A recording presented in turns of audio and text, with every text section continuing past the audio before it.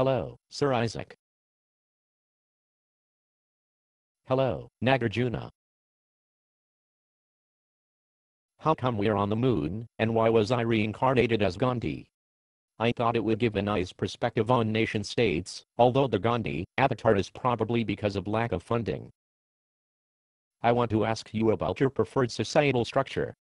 I have been watching societies develop for the past 2 millennia, and I'd like to point out that societies may seem like they are carved in rock, that you need a larger-than-life revolution to change things, but any society is just an idea in our heads. And it only affects people because we believe in the idea. Laws, regulations, money, formal hierarchies and rights and responsibilities are ideas. You saying we shouldn't believe in that? I'm saying there are a lot of alternatives to believe in, besides historical and current systems. What's wrong with the current system? A lot of things. All current systems are determined by the power of a state and the power of private property. The church used to share the role of the state, and a lot of other things differ between systems, but today, all societies are considered state capitalist, meaning a political hierarchy balanced by a monetary hierarchy. You don't like state capitalism? Let's take politicians first. At the top of the political hierarchy you get paid a lot in the state capitalist society, so every politician has a personal agenda to keep the state capitalist society working. For everyone that has been elected, the less society changes, the less they have to fear, so inherently politicians are unwilling to change society, which defeats the purpose of their existence. What about progressive and revolutionary politicians? They want to change society, but as soon as their promises of change have gotten them elected, they have no personal incentive to change society any longer. Even revolutionaries? Yeah, just look at the French Revolution. The monarchy was replaced with another elite. All modern states are run by a small number of people. It's called representative democracy, but it is an oligarchy, and not a democracy. Before I ask you what alternatives there are, what do you think is wrong with capitalism?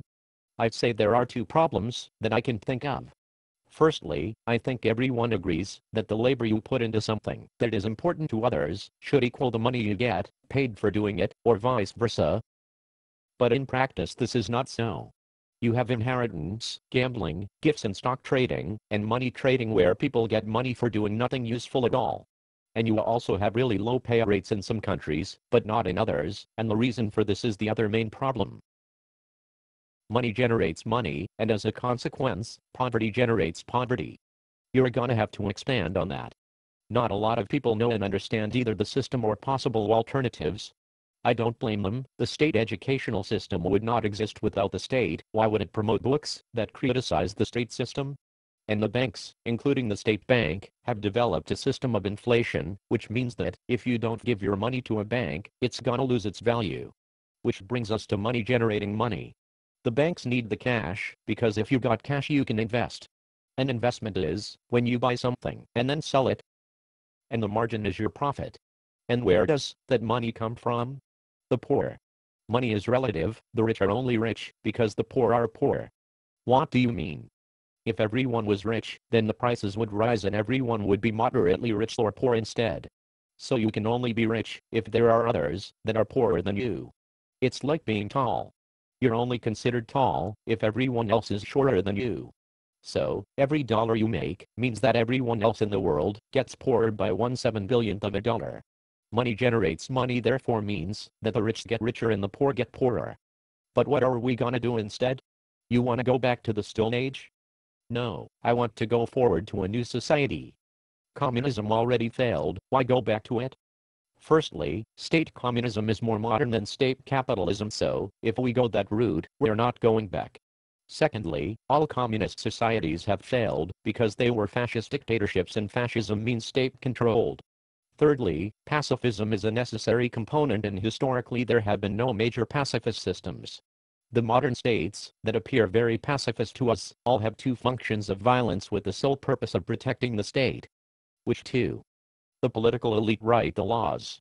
The laws are then imposed on the people by civil servants and judges who learn the laws and their corresponding punishments, and then implement them. The first function of violence is the police and the prisons.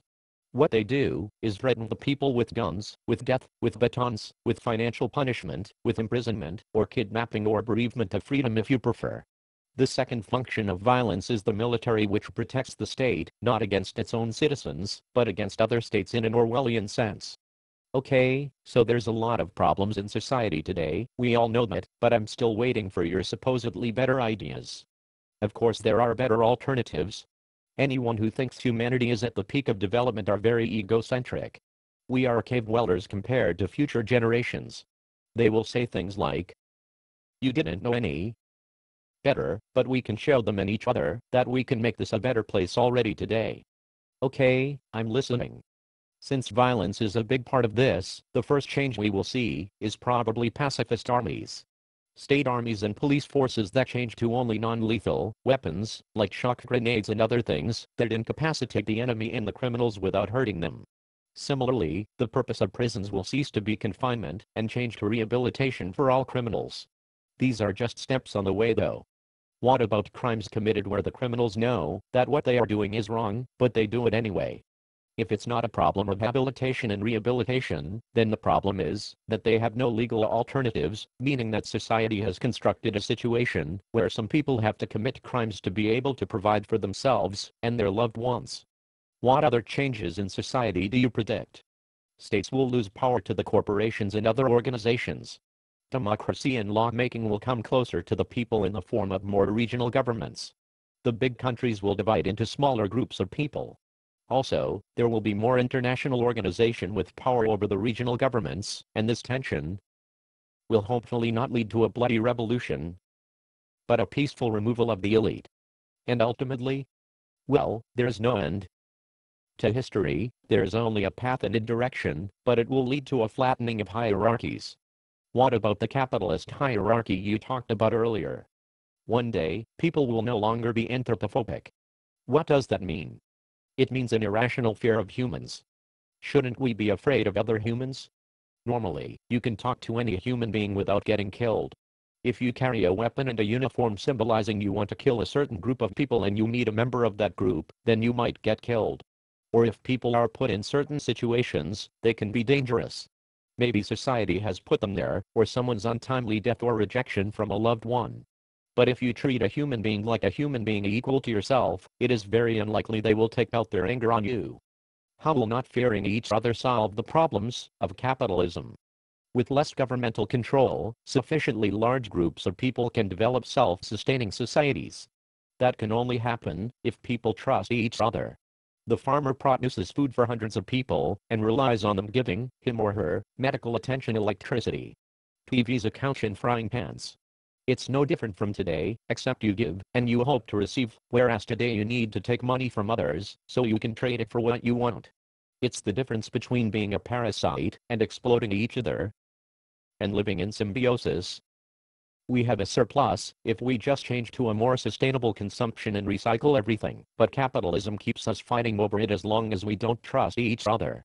How can I trust that some people don't just reap the benefits without any contribution of their own? Even if 70 million people did absolutely nothing useful, that's still only 10%, and with efficient consumption and recycling, that's not a problem. And the community, friends and family will encourage everyone to help out, but we all know that it only works if humans freely choose to help out. But most importantly, everyone I have ever asked about this has answered that they would not like to sit at home all day and watch TV. They would eventually get bored and want to be useful. They want a purpose in their life, a role in society. They want to help. People say that others will not help out, and either I'm mistaken or this is the fear and prejudice that keeps us fighting against each other. But if we don't have laws, how are we gonna prevent crimes and traffic accidents? Laws don't prevent crimes or accidents, only humans can do that. We choose to drive fast, ignore signs, or kill others. Only communication can affect people's choices. You can still use contracts, but it's not legally binding. You're only responsible to your friends. There will still be murders and accidents and stealing, but thanks to parental and social habilitation, maybe a lot less than today. Advice lasts longer than threats. What about private property? People have no instinct desire to own things. They just want to know that others will let them consume and use the things. I fear it's never gonna happen.